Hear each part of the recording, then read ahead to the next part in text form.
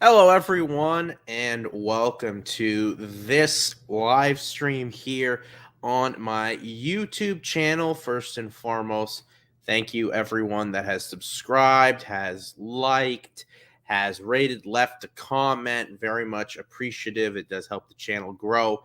And as always, if you like this type of content that I've been putting out, usually do about one of these live streams a week, trying to get into. Definitely like, rate, subscribe, leave a comment, because the more that happens, it helps the channel grow.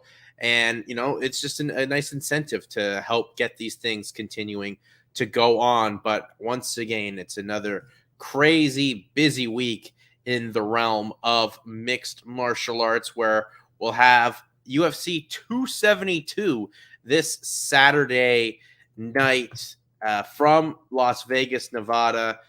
Colby Covington taking on Jorge Masvidal, and what caps off a big weekend in mixed martial arts, especially the Friday night, which we will get into at a later point in this stream. But just sending something out there. But yeah, UFC 272 this weekend. The rare non-title main event that the UFC is putting on. And you know what? I'm for more of these. I don't think you always need a title to be in a main event spot on a UFC pay-per-view. I know the UFC kind of feels that way, hence why they kind of created that BMF title back at UFC 244 in November of 2019 between Jorge Masvidal and Nate Diaz. But when you have a fight here like Colby Covington taking on Jorge Masvidal, one with a lot of backstory, a lot of drama, a betrayal. Both guys feel they've been backstabbed by one another, breaking up for an incident that happened at the gym where they were training at the same time, in American Top Team. It does add a lot of intrigue. Plus, these are guys that are just coming off back-to-back title shot opportunities at Kamaru Usman, both respectively losing last year, and both have respectively lost twice to Kamaru Usman, the still undefeated and undisputed UFC welterweight champion, and arguably the pound for pound best fighter in all of MMA. So it adds a lot of intrigue, and you just know that this press conference, which is slated to go down at 8 o'clock Eastern tonight, is just going to be bananas, because sometimes you get these feuds in MMA, they're a little manufactured. This one is totally rare, because Masvidal was letting Colby Covington not only stay with him, eat his food, and they were both helping each other sharpen themselves up to be, some of the top mixed martial artists in the realm of the UFC at the welterweight division. While both men were growing up, Covington's real grind up came in 2018 with the wins over Damian Maia and then Rafael dos Anjos, and then Masvidal, his grind and his big breakthrough year was the year later in 2019 with the 3 huge wins over Darren Till, the amazing flying knee KO against Ben Askren, and then of course that aforementioned BMF title win against Nate Diaz at UFC 244. But since then, both guys have kind of leveled out a bit. Obviously, Masvidal's last 2 fights were those title fights against Usman, one where he took literally on like a week's or so notice, had to fly to Abu Dhabi and cut like 20 pounds, really had one round to give it a shot before Usman was going to grind him on down, and then finished Masvidal in the rematch back at UFC 261 last April in Jacksonville, Florida, whereas Covington and Usman had one of the better fights at the end of 2019, where Usman did finish off Colby Covington in the 5th round, and then a very close competitive rematch that happened last November at Madison Square Garden. So, and plus, like, this is just the tension of a breakup. It's not manufactured. These guys don't like each other. Jorge Masvidal, he feels disrespected by Colby Covington for not paying his striking coach, Paulino Hernandez, who was a guy that Masvidal looked at as someone that, helped change his life, brought him off the streets, and help him transition to fighting for money, and away from that street life and what the streets can involve to you and get you in trouble with. And Covington doesn't pay that coach. Starts a little bit of the breakup there, and then Covington, as he's trying to build himself up in interviews, pretty much is just taking strikes and swipes at fighters that fight at ATT, Masvidal included, of course. He did it to Joanna Jędrzejczyk and as well Dustin Poirier and a host of other fighters that were at the gym. Both guys did end up getting kicked out of American Top Team, but the love and respect that a lot of the coaches, fighters had for Jorge Masvidal, it ends up bringing Masvidal back here to American Top Team. So Covington feels still a little bit more slighted, but it's not, like I said, a manufactured feud. These guys don't like each other. I don't expect them to dap up after the fight is over, however it may go. And I expect these guys to probably continue this at some point. Obviously, depending how the fight goes, you may get a rematch, but that's something that has to play out inside the octagon on Saturday night. But it's also a pivotal fight too for guys that if they want to re-steer themselves back into getting a title shot contention, both guys really need to come through and get victories here. Whereas Covington has maybe had the better performances against the current champion, and a win here and then another win in the not too distant future may get him back in the trajectory of that. Masvidal feels at this point where he's got to prove that 2019 turnaround wasn't just a fluke. It wasn't just a one-year thing. And trying to fight a guy that's got such great wrestling. And plus, when you've trained with someone too, it's just you kind of know each other's little bits ins and outs. And that's what I think makes this fight also very interesting. And how much does Masvidal play into his emotions that he has, and the hate and the contempt that he has for Colby Covington? Because that's also a factor where Colby kind of is just, in a way, playing some character here, and he can kind of turn that switch on and off. Whereas Masvidal, that guy's as real as it gets when it comes to him fighting in the sport and just being the person that he is, makes him be wondered, like, does he get caught too much up in that emotion? And when you get caught up in that, you burn extra bit of energy. So I don't know. It's going to be a very interesting fight. I think the press conference today, later on at around 8 Eastern, is going to be one for the books, just between the animosity between these two guys. One that I don't know. I expect it to be off the rails. These guys don't like each other, and it's going to be a very interesting fight as well, because we haven't seen them really talk too much with media about this fight, letting it hype up. Colby Covington did say yesterday when he spoke to the media at UFC 272 Media Day that they're not getting pay-per-view points, which I find kind of interesting.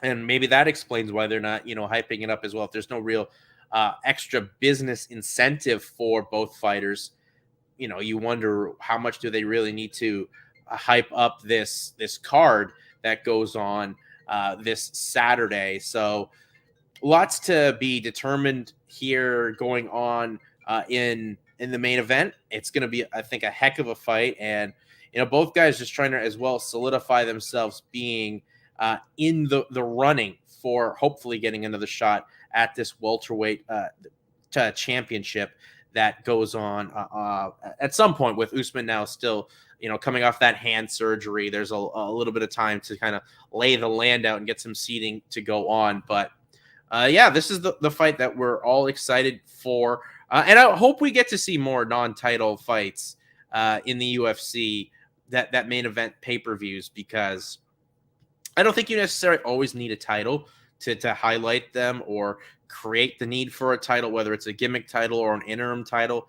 Like, sometimes a good old-fashioned grudge match, blood feud type of a fight sells a pay-per-view, and this is definitely one of them. It's been, since UFC 182, 183, like early 2015, since the UFC has had a fight that isn't a title fight, main event, a pay-per-view. So it's been quite a while here, as we're now in March of 2022.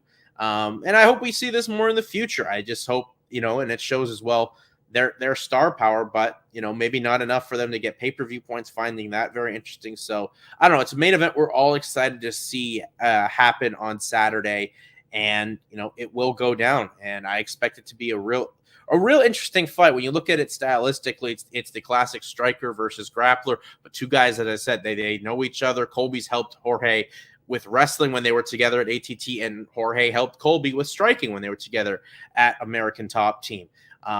And just looking at the games overall, like Colby's wrestling still is, one of the best guys to get the fights to the ground when he's in there. Has had some success, not officially credited with the takedown against Kamaru Usman in those fights, but he did at will take down Tyron Woodley down and eventually ended up, displacing and breaking a rib in Tyron Woodley. Whereas, Masvidal as well is coming in here with an interesting style of fight. As one sec, excuse me, my dog has decided to bark and give her opinion on this fight. But honestly, I think Masvidal too, like there's a lot he's got at stake here. Not only are you coming off 2 losses, but your last loss is a first time you've been finished inside of a fight since like 2008, around that point in time, back when Masvidal was fighting in Japan and the now defunct Sengoku promotion. So he's got a lot to really prove here. It may be the wrong time to have this matchup. I don't know, but I feel like there's a little bit more on the line for Masvidal than Covington for his namesake, his stake at where he stands rankings wise in the welterweight division, but as well, like he's venturing out and marketing these things. Like he's now got his name on a promotion that the now Icon Fighting is now Jorge Masvidal presents. Like you kind of want to make that still mean something. So I think that pressure means that the pressure of this fight and the stakes of this fight mean a little bit more, I think, for Jorge Masvidal going on through. If Jorge can find a way to stuff some takedowns and showcase his striking, I think it could be a long night for Colby Covington. But Colby always so durable and finds his ways of getting those takedowns and getting his opponents to the ground and, working for submissions, working for, ground and pound shots. So I don't know. It's going to be very interesting, and who's maybe stepped up and who's really made the biggest improvements since they were training together back 2018 when they last worked together at American Top Team, and now have gone their different ways. And I'm very excited for this fight. And this card also got the interesting situation going on with it for the co-main event, which was supposed to be Rafael dos Anjos versus Rafael Fiziev, as that was supposed to even main event a fight night. Obviously, Fiziev had visa issues, got that sorted out. But as he's about to make the trek to the United States, he gets contracts COVID. So he's now pretty much past the symptoms, pretty much as what his manager said on Monday, but is in no condition to fight. And we weren't sure who was going to step up, or even if Rafael dos Anjos was even going to fight on Saturday. A lot of people threw their name into the ring, including, Paul Felder, though that seemed like it was for fun.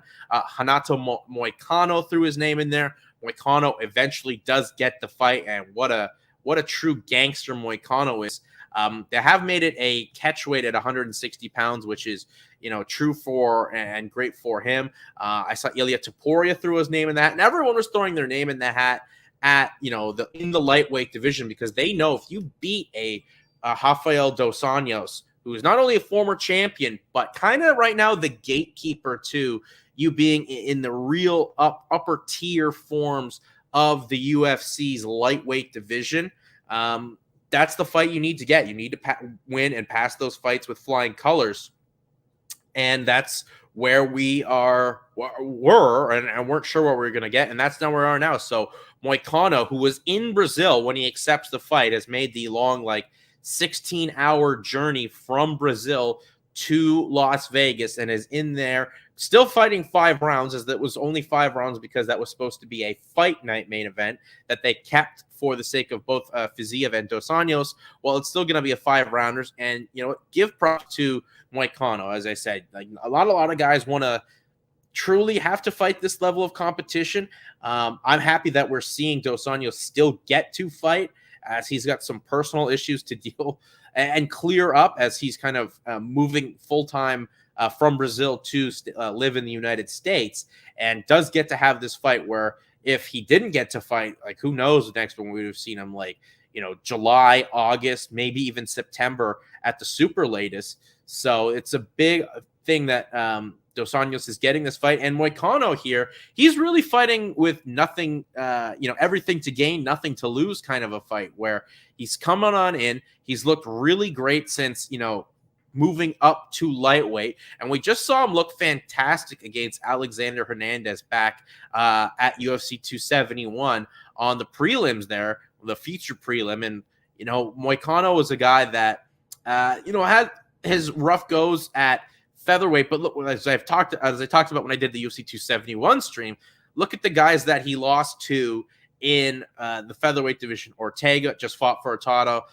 Jose Aldo, arguably the greatest featherweight of all time. And then look here, Chan Sung Jung, who we remember kind of got that done in just under a minute, but still a top tier featherweight, and eventually now fighting for a title next month at UFC 273.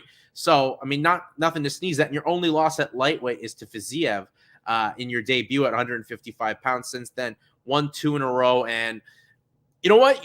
Taking on a tough Brazilian former lightweight champion in the UFC. And why not take this opportunity? And the ability to even just get it to work out logistically, where you're flying out from, another country on like week of fight to come out there. Thankfully, they give him the 5-pound buffer. I expect Moicano to bring it. I wonder how his cardio is going to fully be fighting someone like Dos Anjos, who, it's been a while since we've seen Rafael Dos Anjos. He's had some bad luck with both Fiziev now twice, and then Makachev. We haven't seen Dos Anjos since that Paul Felder fight back in November of 2020, when he moved back down to the lightweight division after coming down from welterweight, where those welterweights were just a little bit too big, and lightweight is truly the division for him. And you know what? Now he's gets to fight and really solidify himself. Like, Dos Anjos feels he can still make a run for a championship at 155, and why not? I do believe that. But I think hopefully what I do hope that happens is Dos Anjos gets through Moicano, and one of the guys that had thrown his name into the hat to fight Rafael Dos Anjos was Islam Makachev. He was supposed to fight twice. We thought maybe it was going to be out there. His Makachev's manager, Ali Al-Delbaziz, was basically saying, like, yeah, he'll pretty much go up there. Then they were like, okay, how about 170? And Dos Anjos was like, I'm down. Let's do it. Like, he just wants to fight, does Dos Anjos. And then Makachev, I guess they passed on it, didn't accept it, called the bluff. And now Makachev's on the outside looking in here. And Dana White even thought that for sure they were going to have that fight happen. It's not happening. And now Makachev has to fight Beneil Dariush, who he was originally supposed to fight, last weekend before Dariush got hurt and pulled out and Bobby Green stepped in on a last minute notice. So lightweight's kind of got a lot of guys jockeying for position and just weighing out their options, where they're going to be. I mean, there's also the whole Conor McGregor. Where does he go next in the MMA lightweight division here in the UFC? Like, still planning to come on back from that ankle injury. We may see him in July. That may be a little early, but maybe, October, November would be when you come back in. McGregor's in that weird spot where it looks like they're not going to probably give him the fights with Dustin Poirier anymore. I mean, we don't really need to see them due to the fact that Poirier did just go 2-0 against McGregor in 2021. And, if this lightweight division wants to have that big boost for it going on forward, I could see them give McGregor a title shot going on through in 2022. Of course, there's Islam Makachev going on as well. So there's a lot of intrigue going on right here in the lightweight division. And we're already kind of not even talking about the champion here in Charles Oliveira. As I bring up this point, and thanks for hopping on in here from MMA Locker Room, do you think the BMF title should be up for grab with this fight? Now, obviously, thank you for the comment and talking about the main event. I assume for Covington and Masvidal, and I hope we never see the BMF title again. I don't think we need to see titles that are just created for the sake of a name brand thing. When those guys with those reputations anyway, the reputation means more than just, you know, a belt being created for them. And like I said before, I think you don't need titles to main event things. I mean, Moicano could be in the running for being a BMF for taking the fight on super fight week short notice and at least getting it adjusted to 160 pounds. But that's a rough and quick turnaround and just shows how badass Moicano is stepping in here to take on Rafael dos Anjos. As we look at the rest of this card, you know, I think there's some pivotal fights as well. You know, it's the toughest step up in competition for Bryce Mitchell in the featherweight division against Edson Barboza. Barboza's coming off that insane, crazy fight that he had with Shane Burgos, and then the Giga Chikadze fight last August. So obviously, Barboza wants to get back in the win column, and Bryce Mitchell knows that if he wants to up his career in the right way, you've got to step up and fight tougher competition. And Edson Barboza is that, always a very tough guy, especially when he's at lightweight, and has shown his worth at 145 pounds. And look, Mitchell undefeated in the UFC, other than he did lose to Brad Katona on TUF 27, but those are exhibition fights. They do not count. And when you look at what he's done at his time in Mitchell, you know, undefeated, well-rounded fighter with what he can do on the ground, has one of the lone twister finishes back in December of 2019 against Matt Sales. And he's just making that progression, stepping up and becoming a real interesting fighter. Like, whether you know, you hear him in interviews, he's kind of, you know, a little out there, but a compelling figure. And with his rap album that came out as well, which is quite good, which I have to say, I'm not gonna lie, a very good album. You know, he's someone to really keep your eyes on and see where he goes. If he passes this Barboza fight, who now Barboza is looking to avoid going 0-2 in his last two against Bryce Mitchell, expect to see fireworks in this fight.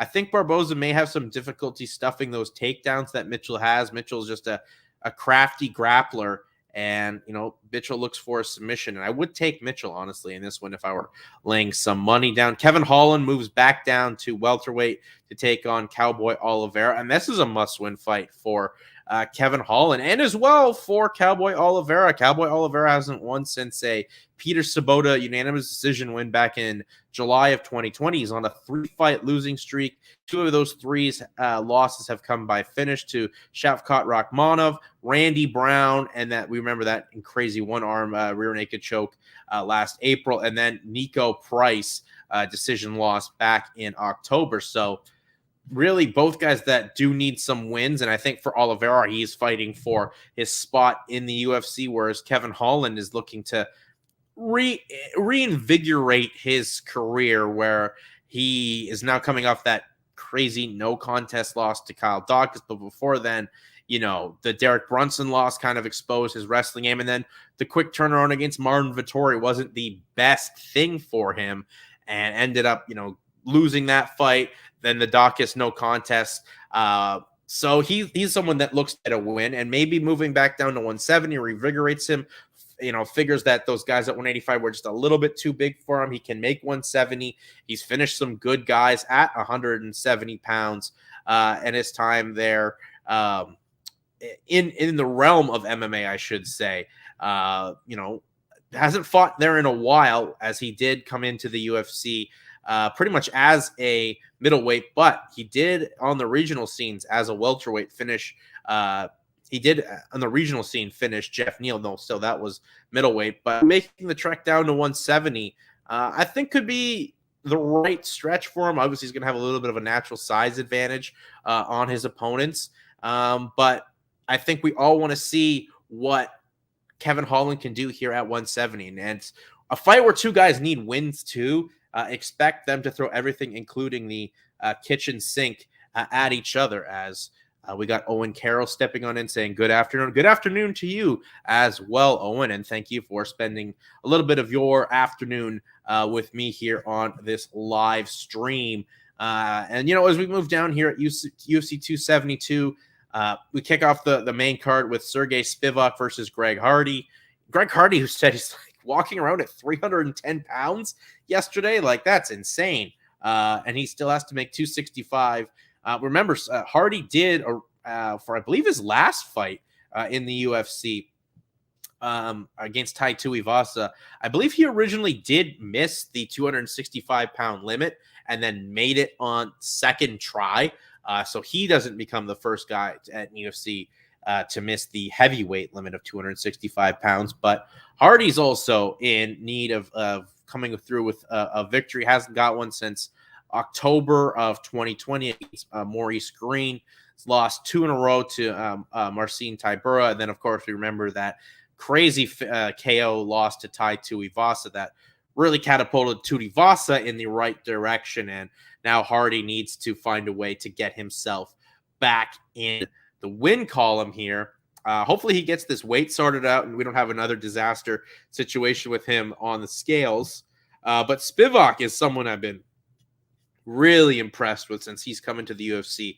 Like, yes, his last fight out, he did lose to Tom Aspinall, but Tom Aspinall's a very talented, high-level heavyweight, someone that eventually maybe this year or early 2023 could be fighting for a UFC heavyweight title, just for how dynamic of a heavyweight Aspinall is. But when you look at what Spivak does, he loves to ground and pound you. He loves to take the fight to the ground and kind of just smash and just throw around these big heavyweights. So I've been very impressed with the polar bear from Moldova in Spivak. I think Spivak's overall MMA game may be a little bit too much, but I mean, it is heavyweights. Anything can happen. Hardy can find a way to click and clip someone in the cage. So, but I lean Spivak. I think Spivak find a way to grind and lean on Hardy and throw him around and eventually maybe get a finish or ride one to a decision. As got a comment here from Open. Do you think we will see the BMF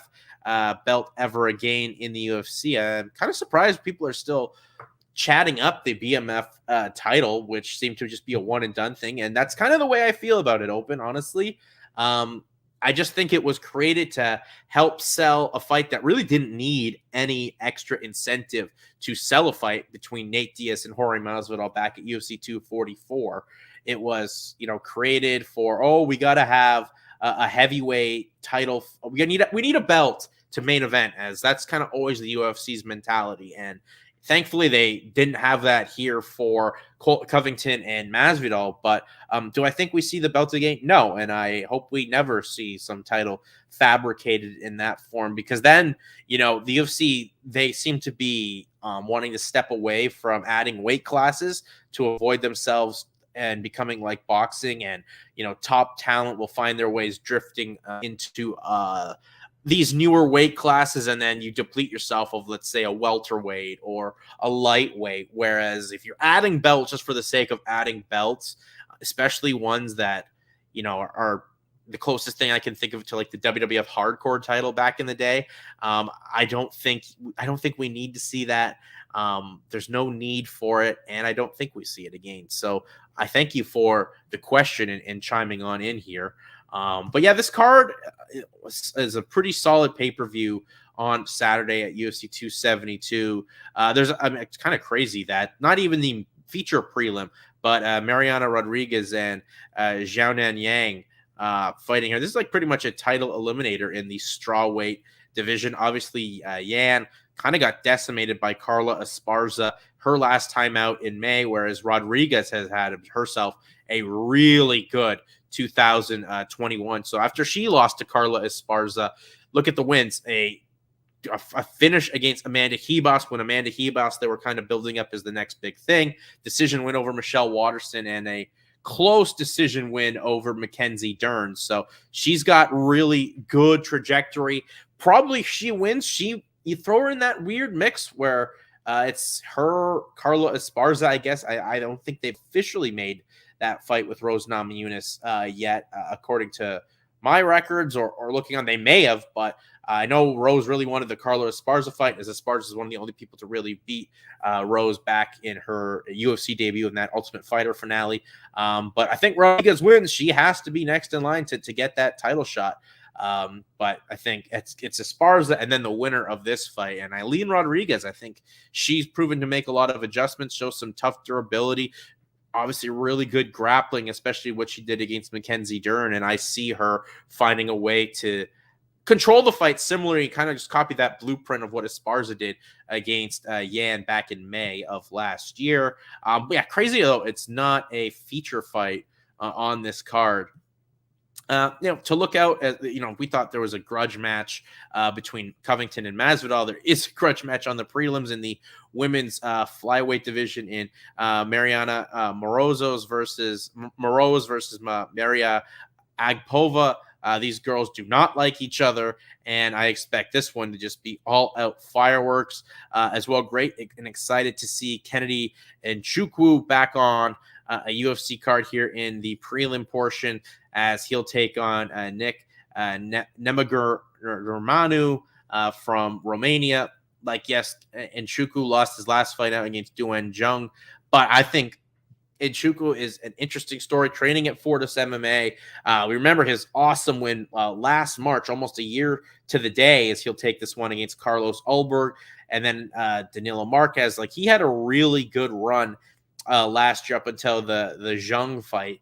And I looked at him to just see where he grows and step himself up, because that's a guy I'm really excited for in the light heavyweight division. Plus a great story. They did a great feature on him. I think before the Ulberg fight, his mom has ALS and is on these machines, and he's just pretty much taking care of her right now. So I don't know what the status is with his mother. I wish her all the best and in that tough battle against ALS. But man, that was one of the better features that the UFC put on any fighter in all of last year, was on Kennedy and Nzechukwu.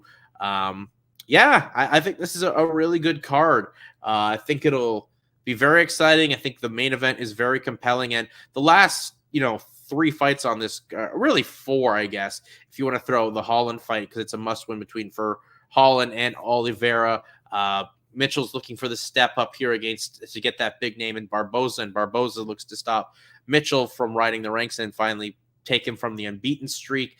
I'm just happy we get to see Dos Anjos fight, and once again, shout out to Moicano, and then just the grudge match between Covington and Masvidal headline that card.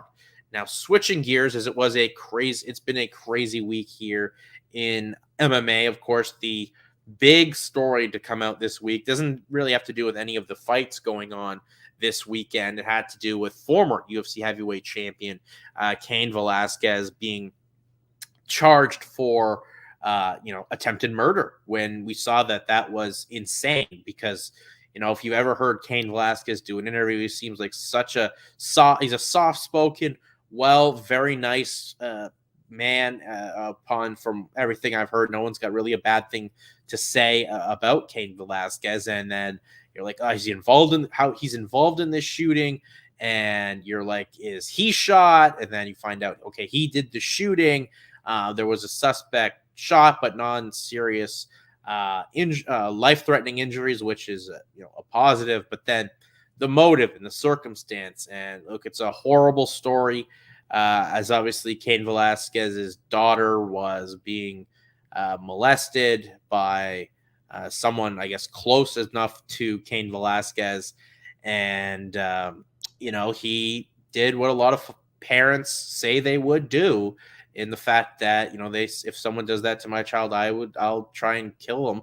Well, that's exactly what Cain Velasquez did, but unfortunately, he ended up missing the person committing these heinous and horrible actions, and shot someone else, and that's where he's now charged with attempted murder. And still gonna, a hearing is set for him, I believe, on Tuesday at 9 a.m. 9 a.m. Pacific, 12 p.m. Eastern time. It's just a horrible story, like everything involved. And, Cain's obviously got all the support in the world. There's a lot of free Cain comments going on. And I understand where those people are coming from, honestly. It's just a horrible situation because Cain's standing up for his daughter, but the letter of the law may make it seem like Cain Velasquez will never see his daughter again when you're charged with such a serious crime, like attempted murder. And it's just no one really wins in all of this. I hope somehow there's a loophole or something that Cain can get out, and then the person that commits these crimes stays in jail for forever. Like, apparently this person was, living in a house with a daycare and been charged as like a sex offender, and I guess was on his way to go get like a house arrest bracelet before Cain Velasquez rolled up on him. So it's just a thing where no one wins in the long run. I'm sad to see how this may end for Cain Velasquez, but nonetheless, one of the kids may spend the rest of his life in jail doing what a lot of parents, worst nightmare, defending a child from a situation that's a parent's worst nightmare. I mean, I can't really speak on what would go through my mind if I was a parent that went through that. Like, I don't have kids. I don't know what a parent would do, and a lot of them say they would do that, and Cain did end up doing that action.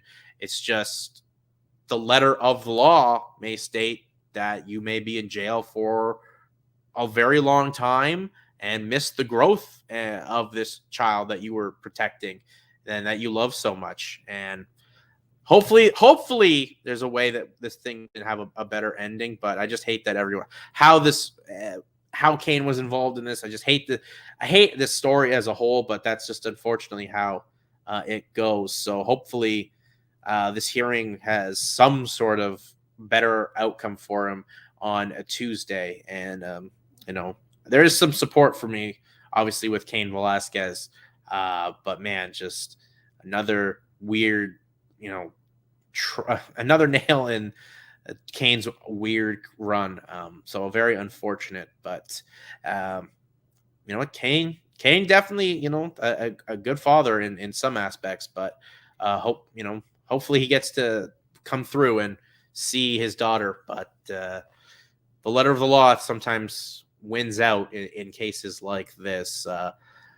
But I don't know. I'm not a lawyer and nor a parent, but man, it's just a sad, sick story for everyone involved. But the last thing I leave you with here, as we're going 40 minutes on in, is it's a crazy weekend in mixed martial arts where, especially the early shows, the Friday on Fight Pass is one of the busiest Fridays I have seen on UFC Fight Pass. There is a Titan FC show, their first show of 2022, Titan FC 74 to be exact. Victor Diaz will defend their flyweight title on that card. Ryan Coos will take on Asa Tenpao. There's also supposed to be this mystery fight that they are announcing later today on the card. There is also CES 66, which will be taking place on Friday as well. Their first show, 2 title fights on that show. The bantamweight title, Andre Sukmantov taking on Diego Silva, and the welterweight title on the line, Gary Boleto Jr. taking on Billy Goff. Vlad Kazbekov taking on Joey Gomez at featherweight. Gomez, obviously a UFC vet, went 0-2 in his run and looks to get back there against Kazbekov, who trains at Niagara Top Team. And it's been a while since we've seen Kazbekov fight, since he fought at BTC 9 back in 2020, right here in Kitchener. Not in this apartment, but not too far away from where I live. So it's a pretty good card. Cage Warriors has a show as well. Their first show of the year from San Diego. And I love these cards. First of all, the venue there in San Diego is unbelievable. Cage Warriors 133. It looks like something out of a video game. And these Cage Warriors shows have really delivered on. There's a good featherweight fight. Wilson Hayes, who just fought pretty much at the end of 2021 in airs in France, taking on Jeremiah Labiano. There's what else is on this card? Joshua Jones, Kyle Driscoll. Some good fights on this card as well. And I like the venture of Cage Warriors investing here in the U.S., planning on probably having another couple of those shows before their big show in England in a few weeks' time for Cage Warriors. The week of that London show, Cage Warriors 134 with Jordan Vucenic versus Paul Hughes to unify that featherweight belt. That's one of the better fights on the regional scene in 2022. And I can't wait for that one, but that's a few weeks away. What else is there this weekend? There's so much. Obviously, Unified MMA, Canadian MMA, they make a staple on the regional scene on Fight Pass, and with a really good card on this Unified show, Unified 43. This upcoming weekend, Kyle Preplik taking on Shane Campbell in the main event at 165 pounds. Two ex-UFC guys looking to take the next steps in the right direction. KB Buller, he's looking to get back into the UFC, taking on just a wild fighter in Strahinja Garvelich, who, if you saw what Garvelich did in his last fight, which was at heavyweight in that debut Samurai show, that was just one of the wildest fights you've seen. And it's like a technical style striker versus just a flat out brawler. So that should be a real fun one. Ryan Ford returns to MMA after a long layoff. I think Ford's last fight was in 2014-15 as he transitioned over to boxing, and he looks to come through and get the 23rd win of his career against well-respected veteran of mixed martial arts, Dewan Pickney. Good featherweight fight on that card as well. Neil Anderson taking on Lucas Neufeld. Anderson had fought his last fight was his debut at 145 pounds, which is for the vacant featherweight title against Ed Hamo, and was pretty much dominating that fight back at UFC 40 in August until he got caught in a bad spot by Hamo, and Hamo was tough and had the little bit more will and was able to sink in that rear naked choke and get the tap to win the title.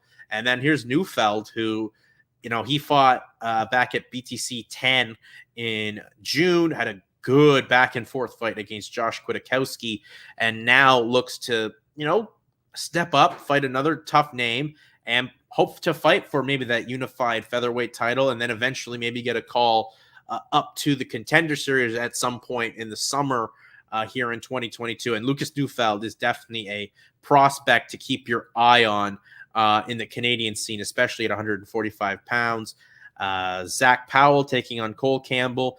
This is a really good card for Unified. I know Tough Enough has a card on Fight Pass as well. Their first show ever on Fight Pass. So that's one to look out for. And of course, if you're still into the Canadian MMA scene, definitely if you want to watch some fights live, BTC 14 Clash will hit London, Ontario. I'll be on the call doing the play-by-play action alongside my podcast co-host, now my broadcaster, color analyst, Bellator bantamweight, the gentleman Josh Hill. And we've got yourself a real great card coming to London this Saturday at BTC 14. London's such a great sports town in all of Canada. It's like a little big city especially for sports. Adam Asenza returns. He takes on Kazuma Maruyama. Maruyama's making his North American debut after a very successful run in Japan, particularly in the Pancrase promotion. And he wants to make a name off Adam Asenza, who is riding a solid fight win streak. He's won 4 in a row. One of those is a split decision win over UFC vet Cody Pfister, but he's really just stepped his game up since he fought down in the States last year with wins over Sean Fallon and a 5th round finish over Chance Beck, who was this big prospect coming out of the southern United States to win that B2 lightweight championship. And Asenza got named like the B2 fighter of the year and now comes back to Canada in a promotion he's fought in the most. And this one should be a real good fight where Asenza's made a lot of leaps and growth on the ground with his Brazilian Jiu-Jitsu. Mariyama, a lot of his finishes have come by way of submission. 2 of his last 3 wins have come by way of submission. And if this one, if he likes to stand and bang as well, as I've been talking to some people that know Mariyama very well from his time in Pancrase, that if the fight turns into a brawl, he will definitely engage in that striking matchup against Adam Asenza. Scott Hudson, Xavier Nash, those guys had a great fight back at BTC 4 in 2018 in Peterborough. They get to rematch, and both guys have just grown leaps and bounds since then. So this should be a real good card. Plus, the bantamweight tournament semifinals between Vinny Diaz, Izzuddin Adma, Ariel Zuniga, Albara Atma. Those are some fights to really look out for, and some bantamweights that I think are going to make big splashes in the realm of mixed martial arts as their careers progress. So you definitely don't want to miss it. Plus, I mean, a lot of London talent. Chris Lee Byrne comes back, fights, very tough Simon the Mutant Marini on this card. Seth Connor, Broderick Renee should be a fun fight on this card. Liam Gallagher is a prospect making his pro debut at featherweight here against Dylan McIlvaney. So this should be a sensational card. If you've never been to an MMA show live, why not come out to see BTC 14 in London this Saturday night, as it's going to be a big year for BTC, and why not be at the launching point of the 2022 version and venture for them than here in London with a fantastic main event. So I'm going to wind this down. Enjoy the rest of your weekend. Enjoy your weekend. Enjoy the fights. And I'll be back probably at some point on Sunday to recap UFC 272 and as well give my thoughts on how BTC 14 went. So with that, enjoy the fights, and we'll see you all next time.